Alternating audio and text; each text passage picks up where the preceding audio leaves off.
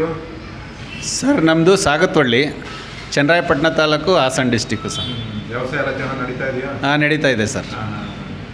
ಮತ್ತು ಒಂದು ಕರ್ನಾಟಕದಲ್ಲಿ ಒಂದು ಕ್ಯಾಂಪೇನ್ ಮಾಡ್ತಾ ಇದ್ದಾರೆ, ಭಾರತೀಯ ಬೆಳಕು ಪಾರ್ಟಿ ಅಂತ. ಹೆಸರು ಕೇಳಿದ್ರೆ ಭಾರತೀಯ ಬೆಳಕು ಪಾರ್ಟಿನ? ಕೇಳಿದ್ದೀನಿ ಸರ್, ಕೇಳಿದ್ದೀನಿ. ಆ ಪಾರ್ಟಿನಲ್ಲಿ ಒಂದು ಕ್ಯಾಂಪೇನ್ ನಡೀತಾ ಇದೆ.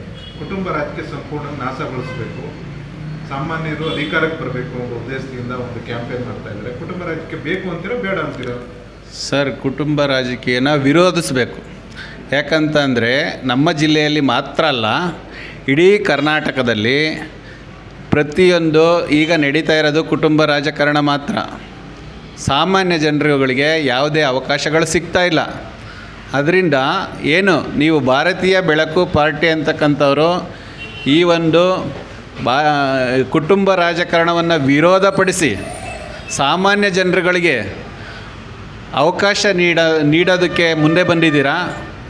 ಈ ಒಂದು ಪಕ್ಷ ಇಡೀ ಕರ್ನಾಟಕದಲ್ಲಿ ಎಲ್ಲ ಭಾರತದವರೆಗೆ ಬೆಳೆದು ಸಾಮಾನ್ಯ ಜನರಿಗೆ ಹೆಚ್ಚಿನ ಅವಕಾಶಗಳನ್ನು ಕೊಟ್ಟು ಈ ಒಂದು ಕುಟುಂಬ ರಾಜಕಾರಣವನ್ನು ನಿರ್ಮೂಲನೆಗೊಳಿಸಬೇಕು ಅಂತಕ್ಕಂಥ ಮಾತನ್ನು ಇವಾಗ ನಾನು ಹೇಳ್ತಾ ಇದ್ದೀನಿ ಸರ್.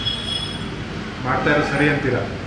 100ಕ್ಕೆ 100 ಸತ್ಯ ಮತ್ತು ಸರಿಯಾಗಿದೆ ಸರ್. 2028ಕ್ಕೆ ಅಧಿಕಾರಕ್ಕೆ ಬರಬಹುದು ಚಾನ್ಸ್ ಇದೆಯಾ? ಭಾರತೀಯ ಬೆಳಕು ಪಾರ್ಟಿ ಇದೇ ರೀತಿ ಈಗ ರಾಜಕೀಯ ವಿರೋಧಿಸಿ ಸಾಮಾನ್ಯ ಜನರ ಅಧಿಕಾರಕ್ಕೆ ತರುವಂಥ ಚಾನ್ಸಸ್ ಇದೆಯಾ? ಈಗ ಪ್ರತಿಯೊಂದು ಇವಾಗ ನೀವೊಂದು ಗಿಡ ಬೆಳೆದಿದ್ದೀರ, ಆ ಗಿಡದಕ್ಕೆ ನೀರು ಗೊಬ್ಬರ ಅಂದರೆ ಈಗ ಎಲ್ಲರ ಒಂದು ಸಪೋರ್ಟ್.